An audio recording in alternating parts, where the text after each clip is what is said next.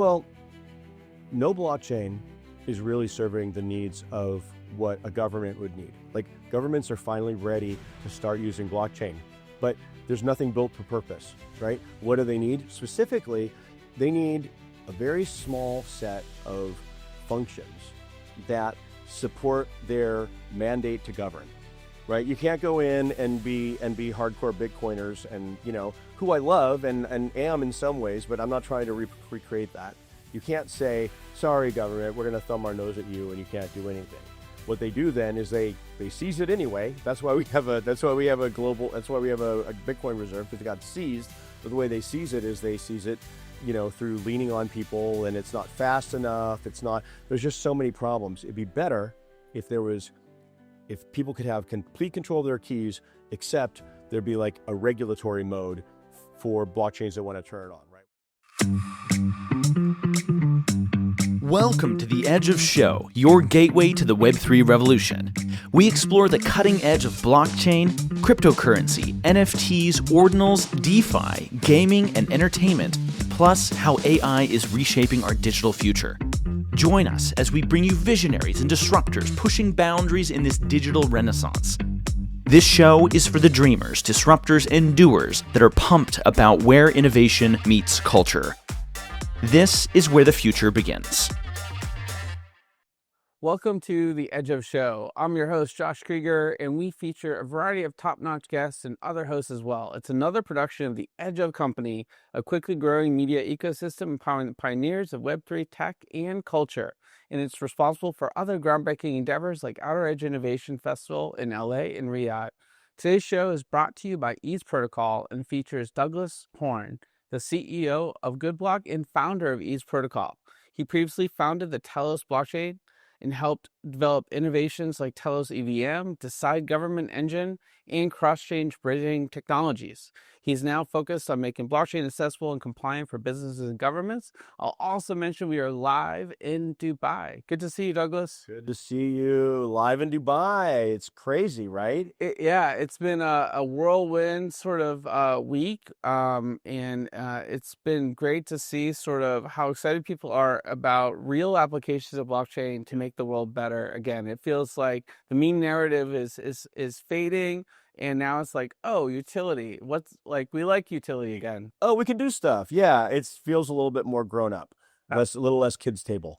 Absolutely. And, honored to be a partner with you guys and to be part of your journey. We should let our audience know Ease Protocol is a blockchain platform built to meet regulatory standards, enable financial messaging, and make blockchain easier to adopt for real-world use cases. And we'll dive into all that on the show. Yeah, but in short, it's like we need an Apple-style user experience, right, for blockchain to take off.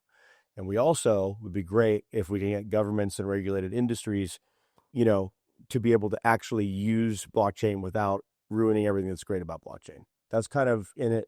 We're trying to ease into that with Ease Protocol. Absolutely. And I think, I'm one of those guys that's done a lot of different things. And I look at it all as sort of blending together to who I am and what I do now today. And you also have this interesting background from entertainment to blockchain, where you sort of looked at the world from different angles in terms of the big problems that can be solved. And I'm curious, what initially sparked your interest in blockchain? Because you've been involved in technology for your whole life. That's a great question. Yeah, since when I was like 19, I was writing magazine articles for computer programming magazines. Nobody knew I was 19, right? For me, it was like, hey, $60, all right.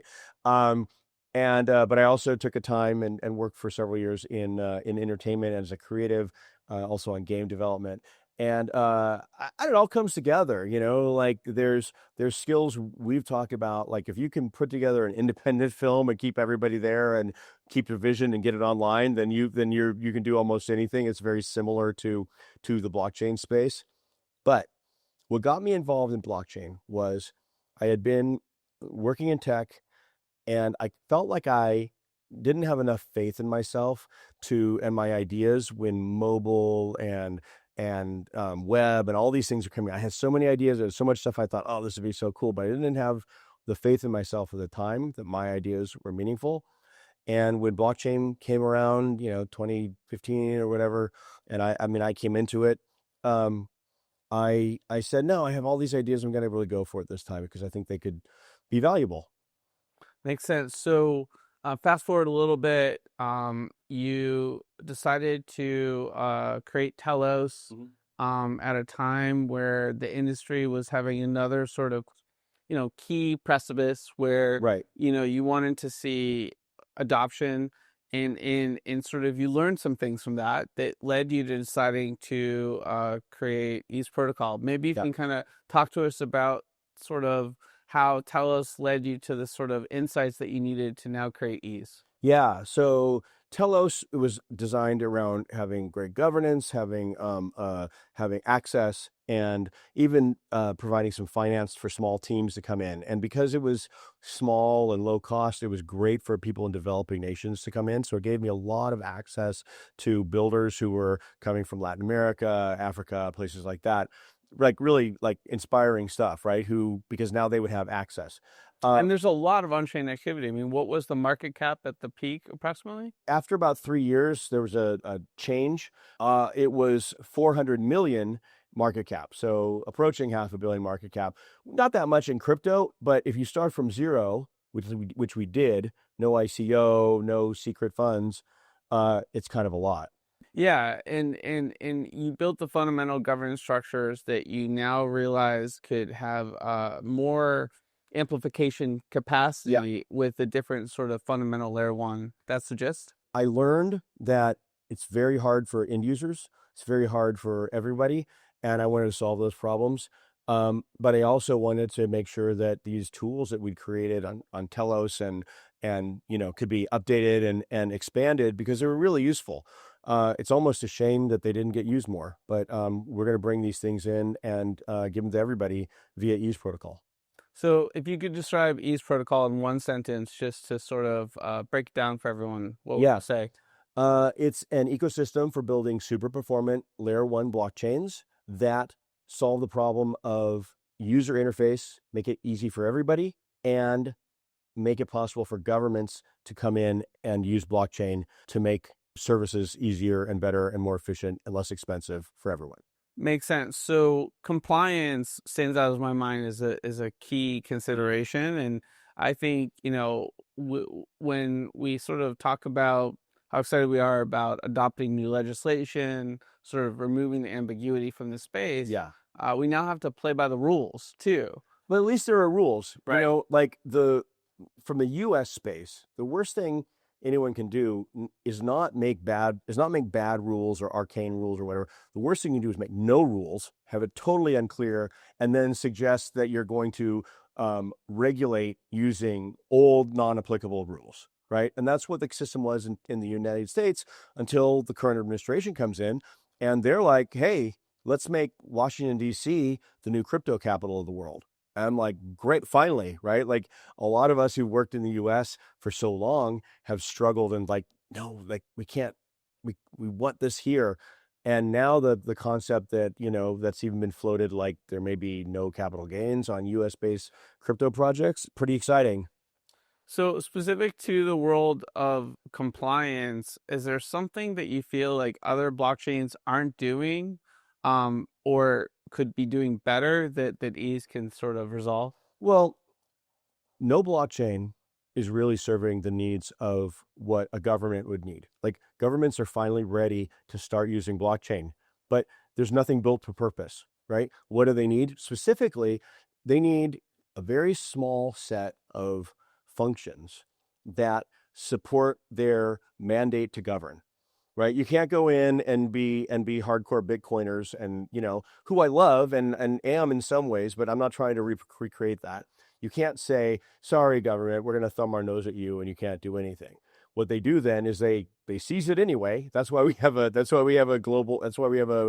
reserve, because it got seized. But the way they seize it is they seize it, through leaning on people, and it's not fast enough. There's just so many problems. It'd be better if people could have complete control of their keys, except there'd be like a regulatory mode for blockchains that want to turn it on, right? When you deploy your blockchain, you've got regulatory mode and open mode. If you're open mode, great, it's whatever you expect. If it's a regulatory mode, it means that there's one function that allows a government with a court order to rekey an account to a court-ordered custodian until the end of the proceedings, right? That's what governments need. That and the ability to see all the actions on the blockchain. Now, every blockchain has that, except we're going to bring in privacy. But in deploying privacy and looking at the various ways to do that for end users, we said, well, the governments are still going to need to see this. So we use the gating technology instead of like a ZK proof technology. So obviously, I think the government's like, yeah, that sounds great. And there's some traditional sort of decentralization maxis that are probably thinking, wow, Big Brother might be watching us now. Like, how do you respond to that sort of concern? Well, I mean, Big Brother is watching us just as much as they've always been watching us, right? Everything's available. On chain, off chain. I mean, chain analysis can find just about everything at this They point. can find everything, right? Yeah. So that I think is a red herring. Going back to the look, Bitcoin security is fantastic and unbreakable, and yet at the same time, there's a bunch of seized Bitcoin, right? How do they seize it? Like I said, they lean on you, they ruin your life, they threaten to put your kids in jail. Like I don't think that's good. But in the end, they're going to do what they're going to do, right? Because they're government, because they have the guns and the jails and the courts and everything, right? Anyone who thinks that they're going to be able to escape that paradigm should look at, McAfee, right? Nobody knew more about computer security than John McAfee, and he still lost his coins and died mysteriously in a Spanish prison, right? So unless you think you know a lot more than that guy did, and I know I don't, right? Like the idea of fighting government is very challenging, right? Maybe a better way is to give governments just the tools they need so they don't overreach and grab for everything. Because if they want to use blockchain, they will, but they'll develop their own and it'll suck, right? Let's as an industry, let's develop something that they can use that also supports the needs of all our users, right? Because we know much better, right? They're not experts. We're experts in how to serve the people who are using this. And I mean all the people who haven't started using it yet, right? That's what we're trying to do. We're trying to say, look, even with some small concessions, blockchain system is going to be far better than what we have now. Far, far better. As long as we preserve the good things about it, which we do. So that's my approach. So with that in mind, I guess part of your secret sauce is a technology you call sequestered encryption. Right. Can you talk to us a little bit about what that is? Sure. So sequestered encryption is, the easy way to describe it is it's the same thing as enclave key store on your Apple. So we didn't really invent anything. We just took something that is very common, everybody uses and trusts already, and applied it to a blockchain model. So instead of being a part of a chip, it's a server, a protected server. So now our sequestered management system, the way that this works, the same way that Enclave Key Store works, is private keys are generated on the sequestered key management system or Enclave key space. They're generated there. They're never transferred. They're stored in encrypted form, and only the owner has access to the decryption key for the private key, and that is only decrypted in transit, so it's not sitting around, right? This is state of the art. This is Apple designed system. We're just saying, yep, that's the right way to do it, and applying it. So has anyone ever applied this to? I think so. Yeah. So I think I think a few. Yeah. But we're not rolling our own anything. But it's not widely used. Yeah. And this is ease, by the way, it stands for easy adoption, right? Sequestered encryption. And we could have called it easy adoption Enclave Key Store, but it's just not as good an acronym. And we want to remind ourselves this is always about making things easier, about easing the path for people coming in, about ease. Yeah. So I should sort of say the secret sauce is the combination of the sequestered encryption with a different approach to the user experience that you're proposing. That sort of ideally changes the game. We've seen sort of companies try to make getting a wallet easier, trying to buy Bitcoin easier, other crypto. We've also seen sort of this idea of sort of having email access now through Ethermail. But where you're talking about something more radically different, which is sort of an easy to use L1. Yeah. A series of them that are specific to each jurisdiction, right? Because state of Wyoming is going to need their own. The country of UAE is going to need its own. Like there's not one master one. The reality of working with governments is, and industry groups and regulated industries is, a lot of them are going to need their own. So do you have to customize the SDK for every single user? No, it's designed to be very modular, and they pick out their features they want. So it comes with with messaging, right? So it's a super app interface, right? That uses simple sign-on, single click actions, but it's like a super app like WeChat or KakaoTalk in South Korea, right? Which is a great format. It has messaging built in. Now, the community can decide whether it's going to be end-to-end encrypted messaging, which we have using the Signal Ratchet system, or something else, right? The governments may want that, they may not want that. But certainly in the open mode ones blockchains will be wanting to use the encrypted. But you've got messaging set up. You've got payments. You can set up how these payments work. There's a liquidity system called exponential liquidity, which is fantastic. It's just what it sounds like, and it's the most efficient liquidity system yet. And they can turn it on or turn it off, right? It's all modular. The people who set up the blockchain are the people who decide what the parameters are. And can you add new parameters later? Sure. I mean, Ease Protocol Inc., right, that's what we do. We're always going to be constantly adding things. But if you want to, maybe I didn't want messaging, and then a year later, actually, I do want messaging. Well, anything can be done on computing. Yeah. I think everyone will want messaging. The question will be whether they want to allow it to be end-to-end encrypted or not.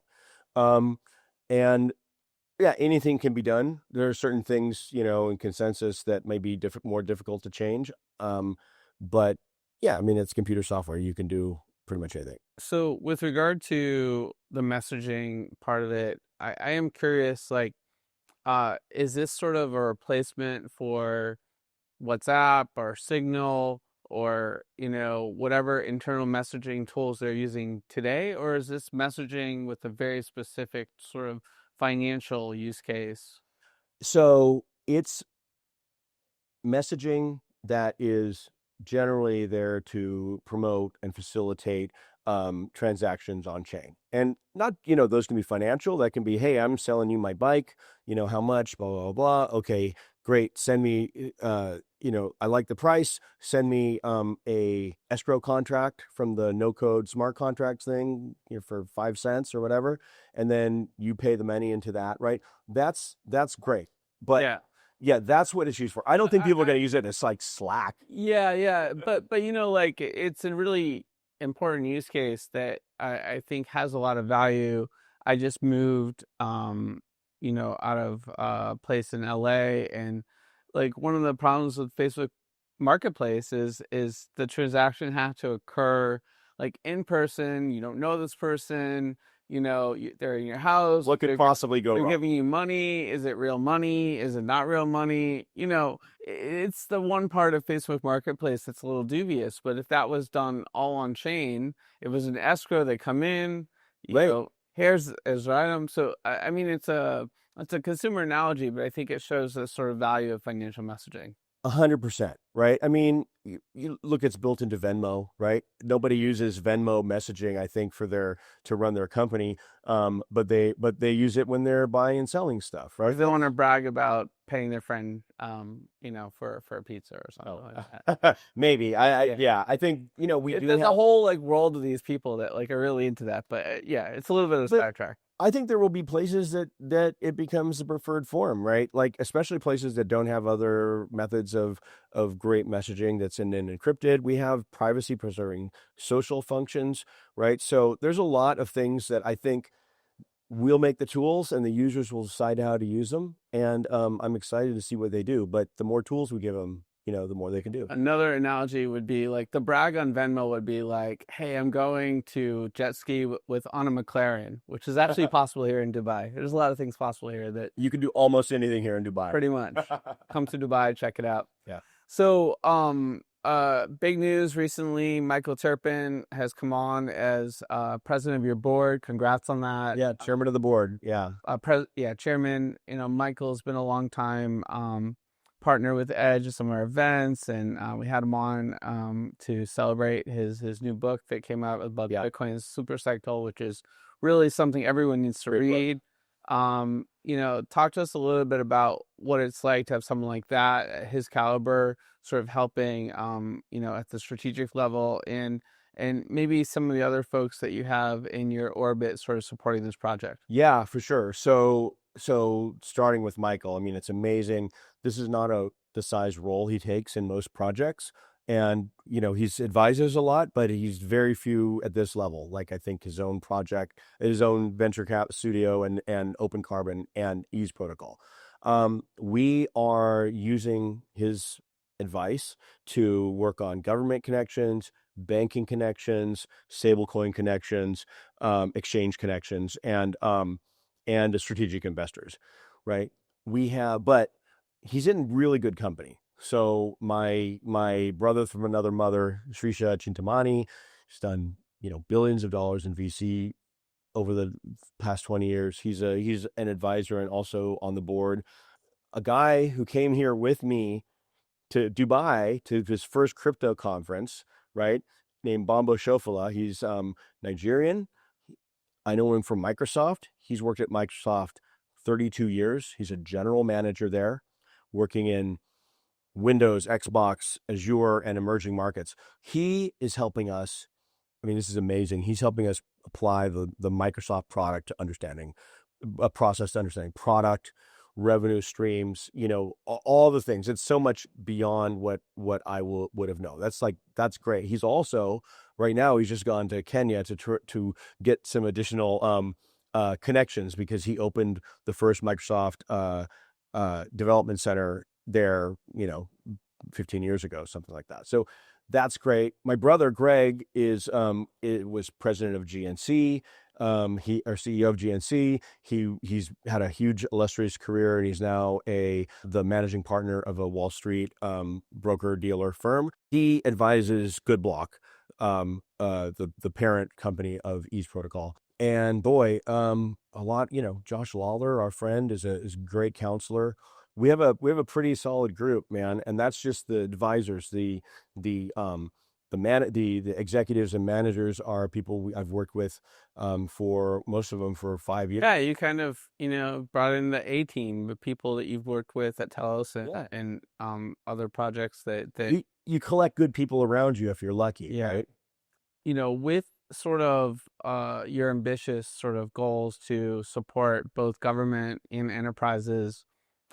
Reporting and compliance also includes existing standards that are out there like ISO, and there's apparently a new standard, the ISO 2022. Did I say that right? Yeah, I mean, say it out. Yeah, it's ISO 20022. It's 20022. What that is, I try not to say that very often. I've got like the government cobwebs because it's been like 20, almost like, it's been too long. Yeah. Since I've had to use all this government jargon stuff. So I would say it's like, forget the number, right? It's an international standard organization. What is it? It is the way that banks message each other. It's the bank messaging system. People are probably familiar with SWIFT, which is what's in place now and being phased out for this new one, ISO 20022. But that's the important thing. It's bank messaging, right? It's how banks communicate with each other. Now, there's about 8 blockchains that say that they're compliant with it, like Ripple and Soluna and whatnot. What they mean, though, as far as I can tell, is that they will write the messages. They will just record the message to the blockchain to be scraped and dealt with later. No automation available. What we've already built the back end of, and we're building the front end now, is the ability to integrate that into smart contracts. And what, for the first time, what that means is banks and financial institutions finally have a reason to actually come in, because why? It automates their processes, right? The smart contracts they can have business logic. They can say, well, if it's from account on this list and it's to an account on this list and it's, between these numbers, then instead of having to have a human, approve it, just approve it. So I'm a big bank. Yeah. What am I replacing an existing process or procedure I'm already using with this solution, or is this augmenting my current tech stack? Well, I mean, I think there will be a transition period, but the best case for the bank is that they adopt this and use it instead, at least with the customers that they can use it with, right? It'll start out with the customers need to have an account on an ease-based blockchain, but there'll be a lot, and they'll be working with governments, right? So when that happens, they'll be able to, how these things work. They have a pilot program, they try it out, they see, but when they see the efficiency, I think they'll want to migrate towards that as much as they can. So you got to be excited about all this new stablecoin action in Hong Kong, and Dubai, Abu Dhabi, Europe, in the US, where... Yeah, this is what I was hoping for, right? Okay. These stable coins, these will, having these live on ease protocol blockchains, that's going to empower everything, right? It means that, I don't want to go in and create my own stablecoin. That's the last thing I want to do. I want to create a platform for stablecoins, or for countries that want to do an actual CBDC, or for places, which I think is a hybrid that you'll see a lot, where there is a digital currency twin of the local currency, like e-Naira in Nairobi, in Nigeria, but better, right? It's that was a bit of a failure, but I think there's a way to 2.0 that. That'd be great. But then people can spend their own coins within their own country, digital twin to those, but not necessarily issued by the central bank. The same way Tether is not issued by the Fed, right? So,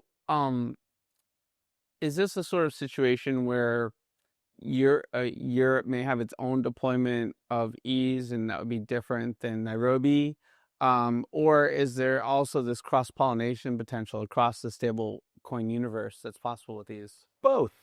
Okay. Can't we have both? So, we have jurisdictions that each have their own jurisdictional rules, right? Usually that means that, for things for like GDPR and whatnot, usually that means that the servers have to reside within the jurisdiction, right? And they will each modify the way their thing is set up, their network is set up at the initiation point, like we were talking about before, based on their own laws and whatnot. So if you look at that, you realize that each jurisdiction most likely needs its own national or state, provincial blockchain, right? So, the laws of Germany, maybe the Schengen area or the EU can have one. We're trying, the first one that's launching, is trying to do this in multiple African nations. But I think you'll see all things, right? You'll see, if UAE were to come on board and do this, they would have their own blockchain. They would have their own ease-based blockchain, because the servers would have to be here. They'd be run in government offices. They'd be set up with the local laws, and it'd be the local ministries would be the ones in charge of any law enforcement or regulation, right? So same thing if in the state of Wyoming, right? The state of New York would have to have their own. So I foresee a lot of these, like 196 countries and municipal all the way out. Now, very likely cities could use their state blockchain, right? Their state ease-based blockchain. Is this balkanization? No, because we've built proofs-based, lossless cross-chain bridges from ease to ease. and also from ease to EVM and eventually Solana and the whole ecosystem. Cosmos will be probably one of the easiest ones, right? And that's a great ecosystem to interact with because they already have something analog on their own system, right? So yes, there will be a lot. There will have to be a lot, but sending value or sending transaction, actual actions across these bridges with IBC will be possible as long as both chains agree that they're going to interact. Thanks for unpacking all that. Obviously, some major innovations when you combine both pre-existing technology that hasn't been used quite this way and some of the unique technology that you've built, as well as some of the new things that you're building here. I guess, we are sort of the Edge of show. We like to talk about blockchain, but also I assume there's some kind of token economy around the governance. Yeah, sure. It's actually not around the governance. It's around the system called exponential liquidity. And what it does, the ease token will power this system that's the most efficient liquidity form ever. I mean, almost burying the lead with this, right? So at 4 tokens, right? 4 tokens, it's 50% more efficient with liquidity. At 100 tokens, it's 50 times more efficient. Wow. Yeah. The reason is when you have a bunch of tokens and you need a 1-to-1 pair for each token, right? Those grow exponentially. As the number of assets grow linearly, those grow exponentially. So I think that's one of the issues with gaming on chain, and when you have multiple players all playing, it gets complicated. Yeah, in math it's called the handshake problem. Go Google it. But it's this is the problem, right? So when you have 100, right? When you have 100 assets in our system, you only have 100 asset pools. Why? Because everything is this atomic intermediate token. It's Bitcoin to ease, USDC to ease, Tether or USDT to ease, right? And so instead of these 1-to-1, right? And so every action, it goes from Bitcoin to ease and then ease to Tether, right? It's a 2-step atomic transaction, but it all happens in one block. And what that means is we only need 1-to-1 pools for everything. So that's 100 pools with 100 assets. With 100 assets in 1-to-1 pools, almost 5,000, 4,950 pools required. So that means think about how much you could put in each of those pools, right? It's literally 50 times more efficient. It means if you have 1 million tokens and you could put, divide that up 100 times, and the amount in each pool would be the same as if you had, 50 million tokens and divided that up, because the amount in each individual pool would be the same, right? And because we have one token sort of that joins them all, that token can be regularly rebalanced by the system. So it eliminates impermanent loss too. So does this kind of change the narrative around like TPS? Well, TPS is different, right? So TPS, because this is horizontal scaling, we have basically limitless TPS, right? And that's what most of these groups who are coming out and saying, oh, we have 100,000, we have whatever TPS. What they're saying is, well, we have 20,000 TPS on this one and 20,000 TPS on this one and 20,000 on this one. So that's with 60,000, right? And with dozens of chains, they have whatever number. It's true. And that's the same thing we do, this horizontal scaling. So like I was saying, each jurisdiction and each group is likely to need their own. Each of those groups will have 40,000 TPS on the ease blockchain. Just more than enough for what they need to. Yeah, and it'll grow. It keeps growing as we upgrade equipment, and should we have something go absolutely gangbusters, then we can just invisibly do another horizontal scaling within that system. But mostly, one per system will handle us for a good long time. I guess one question that comes to mind is, why isn't there a governance token? Because clearly, you're a part of the EOS project. Most blockchains have a governance token. Feels like you're pretty intentional with choosing the token sort of approach to in this case and going a little bit different. It's a great question, because I also built Decide Governance Engine, which is the most advanced governance tool in existence still, right? It's been used for over 6 years on Telos, used some on Wax and some other places. I made it open source when I made it. My team at Goodblock, not Telos core devs, and we intended it for it to be our own thing. And I said, oh my gosh, this could actually be the Linux of governance tools. So I made it open source. So governance is super important to me. I would say governance tokens are often less about governance than they are about other things. That's one thing. Most of the governance platforms don't have very good, actual, robust governance tools. You can vote on one thing or not. A lot of these governance tokens were proxies for just like what they could get away with, right? I would not disagree with that. When I mean, it's just saying the obvious. Like when the regulations are ambiguous and folks are trying to figure out a way to create a token economy, that became like the loophole per se. What's the utility? Governance, right?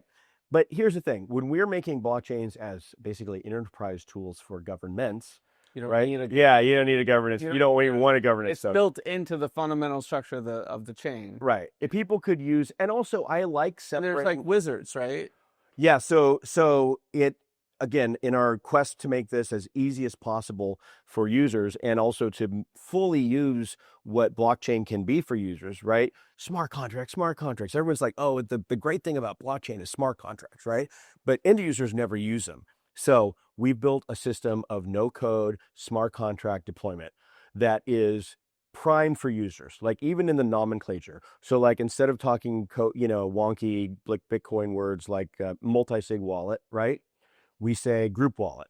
That's something my wife can understand. My friends can understand. Like we're trying to get all the names right, all the things like very tuned up for end users. All they do is they decide what they want to do. I want to do an escrow contract. Great. Who's it to? How much? What's the thing? Who's the escrow agent?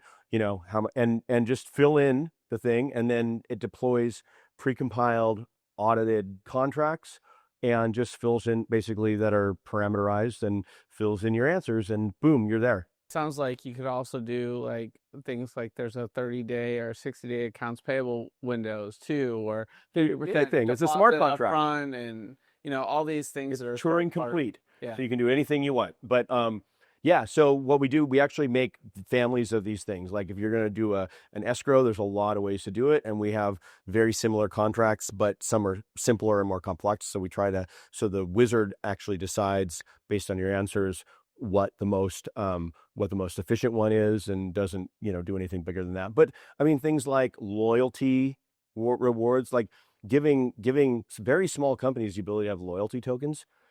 Kicking out NFTs, whether those be art NFTs or whatever, kicking out what I'm trying to call digital assets instead of NFTs to go along with that better, or digital objects. So like a certificate, right? So we have a system where you can, I can issue a certificate on you, right? Saying that you passed this test.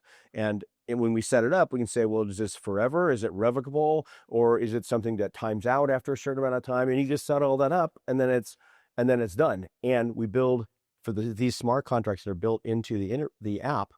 We have their interfaces also within the super app.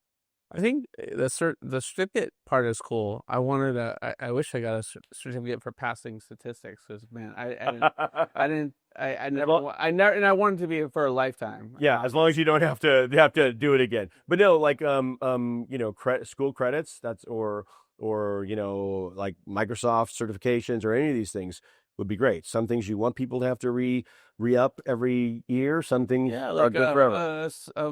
Some kind of blockchain association could have their membership certificate built on chain. So easy. You can even pay for it that way, right? It's pretty cool, man. So you got this token economy. It's not launched yet. What's the TGE story there? So the plan is June. We know what plans are, but I think I'm excited about it.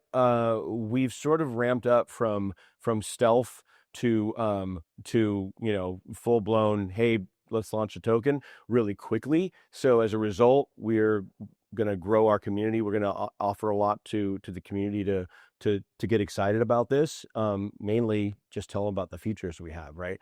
But yeah, I think that's going to be an exciting way for people to get in, to be on a major exchange. We already have a partner, and we keep looking for more. And yeah, very exciting. That's one of those places where it's great to have the connections of Michael. And I'm hoping by then that we'll have some pretty big announcements in other fields as well. I don't like to announce announcements, but let's just say a lot's happening. Great.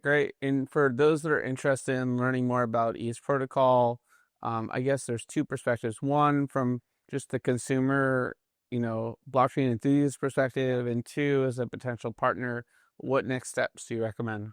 Go to easeprotocol.com. That's got a lot of information about the web, about the project. It has the full white paper, which is very thorough, but lots of pictures. How many pages?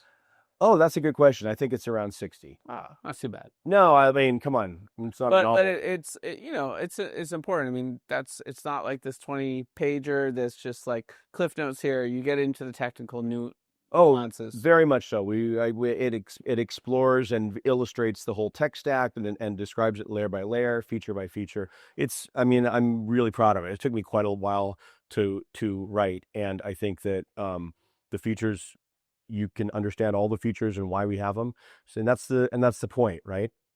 Cool. So check out Ease Protocol. easeprotocol.com. We have if you go there, we can also, and probably down here, we have all the socials. So visit our socials. We're excited to like really start communicating with the peeps who want this, right? Who want this really exciting way to finally use crypto the way they want to use it, right? Well, bring their family in, bring their friends in, and share their joy of what they're doing to people who have been held back because their user experience has been terrible. Thank you for sharing all that. I'm certainly really excited about what you guys are doing to share more updates and have more conversations in the future. Keep going to great places like Dubai and talking to different folks about what Ease Protocol is all about. But I'm also interested in getting to know you better and to let our listeners get to know you better in our next segment. So let's move on to that. All right. Well, welcome to Edge Quick Hitters. It's a fun and quick way to get to know you a little bit better. There are 10 questions. We're looking for just a short single word or a few word response, but feel free to expand if you get the urge. I'll mention, Douglas, this is like inside the actor studio, so you should be fine with this type of content. You ready for it? Let's do it. All right.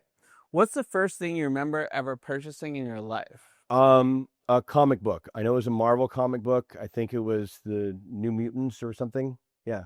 Okay, before the Teenage Mutant Ninja Turtles. Oh, way before. All right. Although to date your comic. No, I'm old. Yeah. Let's face it. Yeah. But that's good for building government tech products, right? They like us older folks. Yes. Got a few gray in them. But you were gonna mention something about the comics. Sorry, I interrupted you. No, it was great. I remember buying it with my own money. It's funny how you ask that and it just comes right back. I remember buying it with my own money, and yeah, like I had earned pulling weeds or something like that. Yeah. Nice. It's really interesting. And what's the first thing you remember ever selling in your life? Well, from the time I was about 12, I had like 2 paper routes. So the Seattle Times, right? I grew up in Seattle area, but my parents were from Iowa, and that had that impressed on us the Midwest work ethic of, go get a job. So yeah, sold papers. Was it like in Boston, the Boston Herald on Sundays was like ginormous. So you're actually lifting bricks. Oh yeah, and also you had to like go to the paper shack, and you had to like take the because you get the papers and you get the inserts, and on Sundays and Wednesdays you had to stuff them in. It was like all this extra labor. Extra unpaid labor. Yeah, that they were smart about that. Yeah, they were. So what is the most recent thing you purchased? I bought a hat. My wife and I were on our 30th anniversary in Scotland, in Edinburgh. And we found this great hat, and that's what I bought. I don't buy a lot. So you like rainy places. I'm seeing a trend. I'm comfortable with rainy places. Yeah. So is this fantastic, Irish cashmere or Scottish cashmere. It's great. That's what I bought. Cool. I got to get over to Scotland. What is the most recent thing you sold? I sold some traditional assets so that I could buy more Bitcoin.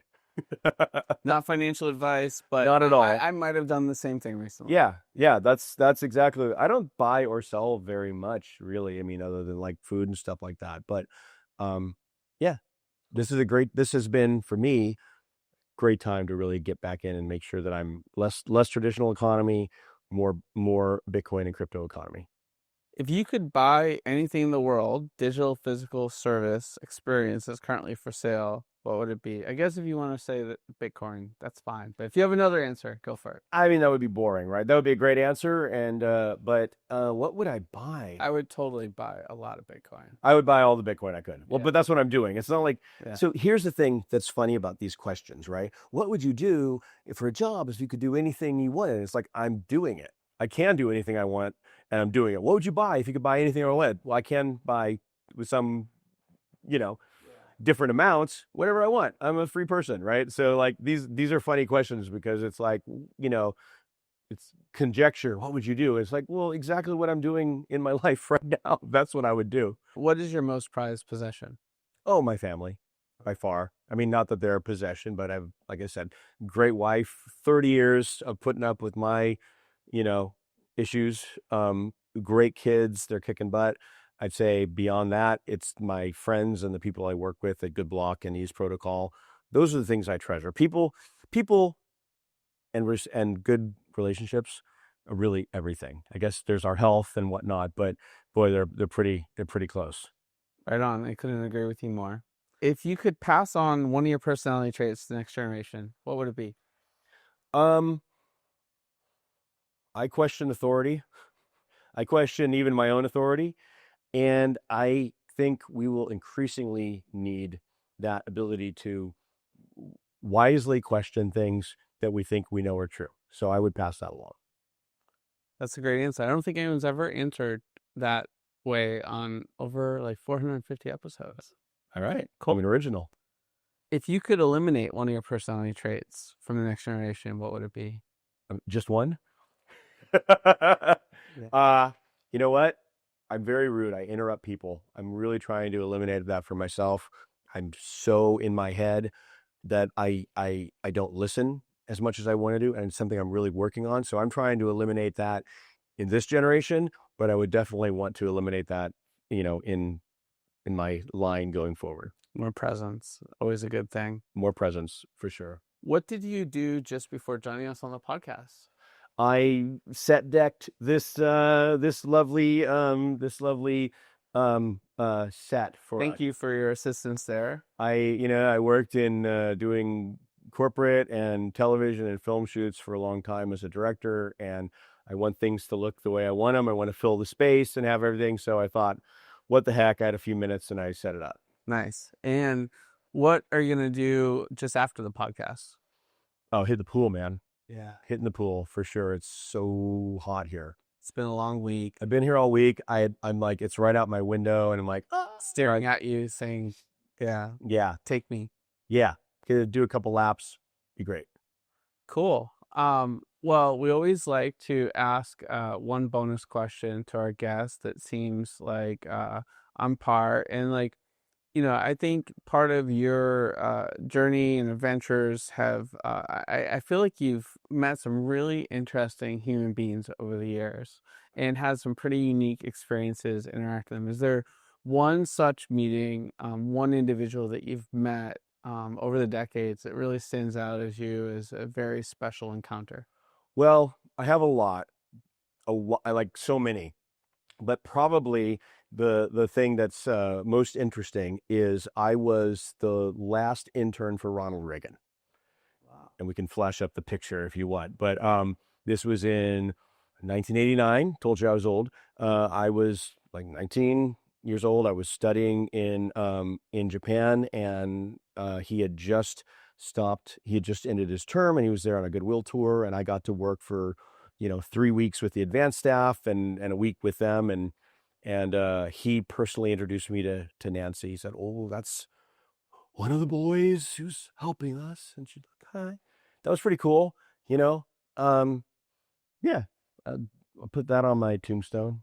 Very cool. Yeah, he's definitely a special individual in history, and cool opportunity. And it kind of comes back to probably one source of inspiration for doing something for government that actually uh, would make an impact and feels good. It was. I learned so much. I came into that just loving the Secret Service guys. I wanted to be that for a while. I was like, oh my God, this is amazing. You guys are amazing. They know everything about money because they were from the Treasury Department. They do all the security stuff. So I did not follow that path, clearly.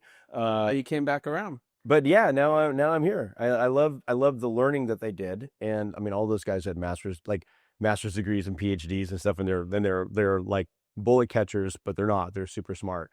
So yeah, that was a great experience. I treasure that. Yeah, that's great. And I mean, to talk about like the full circle, I mean, my career started government consulting. I worked with over I think 18 different agencies over a decade, and didn't necessarily think I'd be going back into that space, but here we are where these worlds are all intersecting again. So it's We forget that it's the biggest industry. Yeah. Really, it's essentially the, maybe food generation, but it's one of the biggest industries in the world is government. We just don't think about it as an industry. It's an important one to do it right. Yes. So that was helpful. I learned a lot about you I didn't know. And I would love to sort of close out with one last segment, which is our shout out, where you get a chance to honor someone in your world that maybe doesn't get as much of the spotlight as necessarily they deserve. You already mentioned your significant other. So okay. No, I know exactly who it is. All right. I want to shout out to the ladies of Goodblock of Ease Protocol.